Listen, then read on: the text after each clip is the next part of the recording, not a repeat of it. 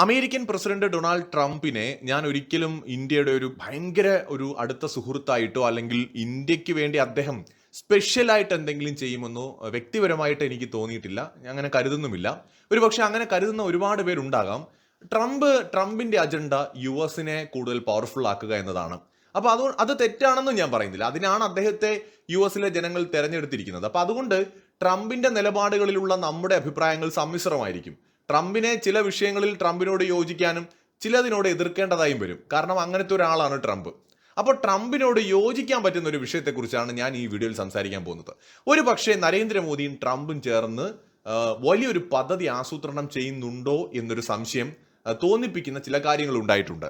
അതായത് ഇന്ത്യക്കും അമേരിക്കയ്ക്കും പൊതുവായി ഉള്ളൊരു പ്രശ്നം, അമേരിക്ക നേരിടുന്ന പ്രശ്നം എന്താണെന്ന് വെച്ചാൽ അയൽ രാജ്യങ്ങളിൽ നിന്ന് അനധികൃതമായ കുടിയേറ്റം അമേരിക്കയിലേക്ക് ഉണ്ടാവുന്നതാണ്. ഇന്ത്യ നേരിടുന്ന പ്രശ്നം എന്താണ്? നമ്മുടെ അയൽ രാജ്യത്ത് നിന്ന്, പ്രത്യേകിച്ച് ബംഗ്ലാദേശിൽ നിന്ന് ഇന്ത്യയിലേക്ക് ഉണ്ടായിരിക്കുന്ന അനധികൃതമായ കുടിയേറ്റമാണ്. അമേരിക്ക പറയുന്നതനുസരിച്ച് അവരുടെ രാജ്യത്ത് ഏകദേശം 40 ലക്ഷത്തിലധികം അനധികൃത കുടിയേറ്റക്കാരുണ്ട്. ഇന്ത്യയുടെ കണക്കനുസരിച്ച് ഒരു 2-3 കോടിയിലധികം ബംഗ്ലാദേശികൾ അനധികൃതമായിട്ട് ഇന്ത്യയിലുണ്ട്. ഇന്ത്യ ഗവൺമെന്റിനും US ഗവൺമെന്റിനും ഒരേ രീതിയിൽ ചിന്തിക്കാൻ കഴിയുന്ന ഒരു മേഖലയാണിത്. ഈ കുടിയേറ്റം, അനധികൃത കുടിയേറ്റം, ഡോക്യുമെന്റ്സ് ഇല്ലാതെ വ്യാജരേഖകളുടെ സഹായത്തോടെ നമ്മുടെ രാജ്യത്ത് കഴിയുന്നവര്, അതെപ്പോഴും നമ്മുടെ എക്കണോമിക് ഗ്രോത്തിന് ഒരു തടസ്സമാണ്. നമ്മുടെ വിഭവങ്ങൾ നമ്മൾ ഇവർക്ക് കൂടി പങ്കിടുകയാണ്. ഒരു ഉദാഹരണം പറഞ്ഞാൽ ഇപ്പോൾ നമ്മുടെ കേരളം എടുക്കാം.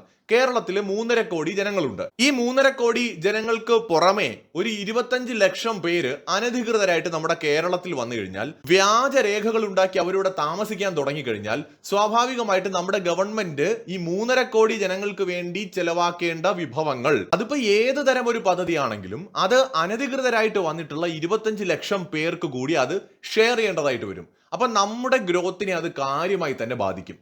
ഇത് ഒരു ഉദാഹരണത്തിന് വേണ്ടി ഞാൻ പറഞ്ഞതാണ്. അപ്പോൾ ഇന്ത്യയിലെ ടോട്ടൽ പോപ്പുലേഷന്റെ കൂട്ടത്തിൽ ഈ പറയുന്ന 2-3 കോടി കുടിയേറ്റക്കാരുണ്ടെങ്കിൽ അത് വലിയ രീതിയിലുള്ള ഇമ്പാക്ട് നമ്മുടെ ടോട്ടൽ ഗ്രോത്തിൽ ഉണ്ടാക്കുമെന്നതിൽ ഒരു തർക്കവുമില്ല. ഇതേ പ്രശ്നമാണ് അമേരിക്കയെ നേരിടുന്നത്. ഇതിലുപരിയായിട്ട് ഇങ്ങനെ വരുന്ന കുടിയേറ്റക്കാരിൽ ഒരു കൂട്ടര് വളരെ വലിയ കുറ്റകൃത്യങ്ങളുടെ ബാക്ക്ഗ്രൗണ്ട് ഉള്ള ആൾക്കാരുമാണ്. അത് നമ്മുടെ രാജ്യത്തിനകത്ത് ഉണ്ടാക്കുന്ന ക്രമസമാധാന പ്രശ്നം വലിയൊരു പ്രശ്നം തന്നെയാണ്. അപ്പോൾ ഈ നിലയ്ക്ക് അമേരിക്കയും ഇന്ത്യയും നേരിടുന്നത് ഒരേ ചലഞ്ചാണ്. ഇവിടെയാണ് ഇന്ത്യ ഗവൺമെന്റ് 18,000 പേരെ ഞങ്ങൾ ഇങ്ങ് എടുത്തോളാം എന്ന് പറയുന്നതിന്റെ പിന്നിലെ ഒളിഞ്ഞിരിക്കുന്ന ചില നിഗൂഢതകൾ. കാരണം മറ്റൊന്നുമല്ല, ട്രംപ് പറയുന്നു അവരുടെ രാജ്യത്ത് കുറെ അനധികൃതരായിട്ടുള്ള ആൾക്കാരുണ്ട്, അതിൽ 18,000 പേര് ഇന്ത്യക്കാരാണ്, നിങ്ങൾ ഇന്ത്യക്കാർ ഇവരെ തിരിച്ചെടുത്തോണം. അപ്പൊ ഇന്ത്യ പറയണം, പിന്നെന്ത്, നമ്മുടെ രാജ്യത്ത് നിന്ന് അനധികൃതരായിട്ട് അവിടെ ആൾ വന്നിട്ടുണ്ടെങ്കിൽ നമ്മൾ എടുക്കാൻ റെഡിയാണ്, നിങ്ങൾ എവിഡൻസ് തരുന്നു, ശരി, ഈ 18,000 പേരെ നമ്മൾ ഇങ്ങ് എടുത്തോളാം. ഇന്ത്യ ഇങ്ങനെ ഒരു നിലപാടെടുത്തു കഴിഞ്ഞാൽ നാളെ നമ്മൾ ബംഗ്ലാദേശിലേക്ക് ഇന്ത്യയിൽ അനധികൃതരായി കഴിയുന്ന ആൾക്കാരെ പിടികൂടി തിരിച്ചയക്കുമ്പോൾ ലോകത്തേതെങ്കിലും ഒരു രാജ്യത്തിന് നമ്മളെ കുറ്റം പറയാൻ പറ്റുമോ? കാരണം നമ്മുടെ പൗരന്മാര് അനധികൃതമായിട്ട് മറ്റൊരു രാജ്യത്തേക്ക് പോയപ്പോൾ, അവരെ കണ്ടെത്തിയപ്പോൾ, ആ രാജ്യം നമ്മളോട് ആവശ്യപ്പെട്ടപ്പോൾ നമ്മൾ തിരിച്ചവരെ സ്വീകരിച്ചു, ഇവിടേക്ക് കൊണ്ടുവന്നു. അതുപോലെ നമ്മുടെ രാജ്യത്തുള്ള അനധികൃത കുടിയേറ്റക്കാരെ നമ്മൾ എന്ത് ചെയ്യും? തിരിച്ച് അവരുടെ രാജ്യത്തിലേക്ക് അയക്കും. സംഗതിയുടെ ഒരു കിടപ്പ് മനസ്സിലായില്ലേ? ഇവിടെ അമേരിക്കയും അമേരിക്കയുടെ സഖ്യരാജ്യങ്ങളും ഇന്ത്യക്കൊപ്പം തന്നെ നിൽക്കൂ, അങ്ങനെ നിൽക്കാൻ പറ്റൂ. യുണൈറ്റഡ് സ്റ്റേറ്റ്സ് ഓഫ് അമേരിക്കയ്ക്ക് അനധികൃത കുടിയേറ്റക്കാരെ പുറത്താക്കാമെങ്കിൽ ഇന്ത്യക്ക് ആയിക്കൂടെ? എന്തെങ്കിലും ഒരു കാര്യം ഇതിന് ഇന്ത്യക്കെതിരായിട്ട് അവർക്ക് പറയാൻ പറ്റുമോ? ഇവിടെ മനുഷ്യാവകാശത്തെ കുറിച്ച് മിണ്ടാൻ പറ്റില്ല, ഒരു തരത്തിലുള്ള കാര്യങ്ങളും പറയാൻ പറ്റില്ല. അതായത് ഇന്ത്യക്ക് അമേരിക്കയുടെ ചുവട് പിടിച്ച് 2-3 കോടിയോളം വരുന്ന എല്ലാവരെയും കിട്ടിയില്ലെങ്കിലും അതിലൊരു 50-60% ആൾക്കാരെ കണ്ടെത്തി പുറത്താക്കിയാൽ പോലും അത് വലിയൊരു അച്ചീവ്മെന്റ് ആണ്. അവിടെയാണ് നരേന്ദ്രമോദി ഒരു മുഴം നീട്ടി എറിഞ്ഞിരിക്കുന്നത്. കാരണം ട്രംപ് പറഞ്ഞ ഉടനെ കൈ കൊടുത്തിരിക്കുകയാണ് എന്നാണ് ഇപ്പോൾ ദേശീയ മാധ്യമങ്ങൾ റിപ്പോർട്ട് ചെയ്യുന്നത്. ഇന്ത്യക്കാരെ മടക്കി കൊണ്ടുവരാൻ തയ്യാറാണ്. അതിന്റെ അർത്ഥം എന്താണ്? കഴിഞ്ഞ ഏതാനും മാസങ്ങളായിട്ട് ഇന്ത്യക്കാര് 2, 3, 4, 10 പേരെ വെച്ചിട്ട് ബംഗ്ലാദേശികളെ ഡീപ്പോർട്ട് ചെയ്യുന്ന പ്രോസസ്സ് നടത്തിക്കൊണ്ടിരിക്കുകയാണ്. ഇന്ത്യയിൽ നിന്ന് പിടികൂടുന്നവരെല്ലാം തിരിച്ചയക്കുവാണ്. ഇന്ത്യ ബംഗ്ലാദേശ് അതിർത്തിയിൽ പ്രശ്നങ്ങളുണ്ട്. ബംഗ്ലാദേശ് ഗവൺമെന്റും ഇന്ത്യയും തമ്മിലുള്ള ബന്ധത്തിൽ കാതലായ രീതിയിലുള്ള പ്രശ്നങ്ങളും വിള്ളലുകളും വീണിട്ടുണ്ട്. ഈ സാഹചര്യത്തിൽ നമുക്ക് ബംഗ്ലാദേശിലെ ഗവൺമെന്റിന്റെ മുഖം നോക്കേണ്ടതില്ല. കാരണം നമുക്കൊരു ഫ്രണ്ട്ലി സർക്കാരല്ല അവിടെ ഇരിക്കുന്നത്, നമ്മളുമായി ശത്രുതയിൽ ഇരിക്കുന്ന സർക്കാരാണ്. ആ നിലയ്ക്ക് ഇന്ത്യയിലേക്ക് കയറിക്കൂടിയ അനധികൃതരായിട്ടുള്ള കുടിയേറ്റക്കാരെ തിരിച്ചയക്കാൻ നമ്മുടെ മുമ്പിൽ യാതൊരു തടസ്സവുമില്ല. ആകെയുള്ള തടസ്സം അന്താരാഷ്ട്ര സമൂഹത്തിന്റെ എതിർപ്പുകളാണ്. കാരണം ഇപ്പോൾ വലിയൊരു സമൂഹത്തെ നമ്മൾ തിരിച്ചയക്കുമ്പോൾ ഉണ്ടാക്കുന്ന ഒരു പ്രതിസന്ധി, അങ്ങനെ ഒരു പ്രതിസന്ധി ഇത്തരം വിഷയങ്ങളിൽ ഒരു പ്രശ്നമല്ല എന്നാണ് ട്രംപ് പറയുന്നത്. അതായത് അതൊന്നും നമ്മളെ ബാധിക്കുന്ന കാര്യമല്ല. നമ്മുടെ രാജ്യത്തേക്ക് കുടിയേറി വന്നവർ നിയമപരമായ ഡോക്യുമെന്റ്സ് ഇല്ലാതെ വന്നവരോ വ്യാജ ഡോക്യുമെന്റ്സ് ഉണ്ടാക്കിയിട്ട് വന്നിട്ടുള്ളതോ ആയിട്ടുള്ള ആൾക്കാർ ഈ രാജ്യത്ത് വെച്ച് ഉറപ്പിക്കാൻ പറ്റില്ല, അവരെ ഞങ്ങൾ പുറത്താക്കുമെന്ന് ട്രംപ് പറയാണ്. ട്രംപിനത് പറയാമെങ്കിൽ ഇന്ത്യക്കും പറയാം. എന്തേ?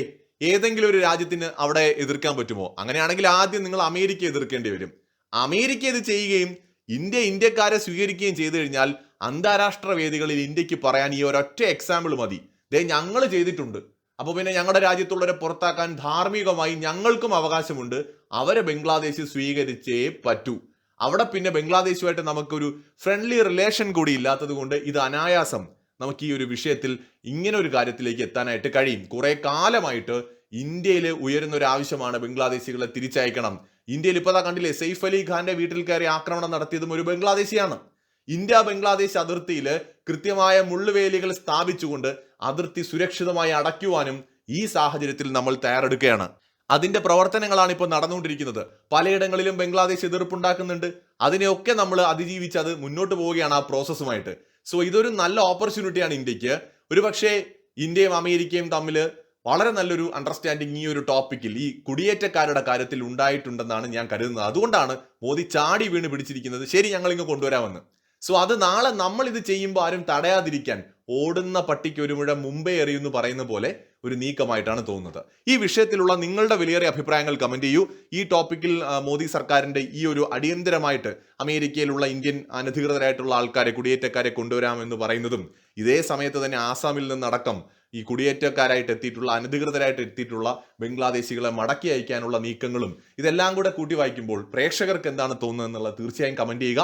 മറ്റൊരു വീഡിയോയുമായി വീണ്ടും കാണാം.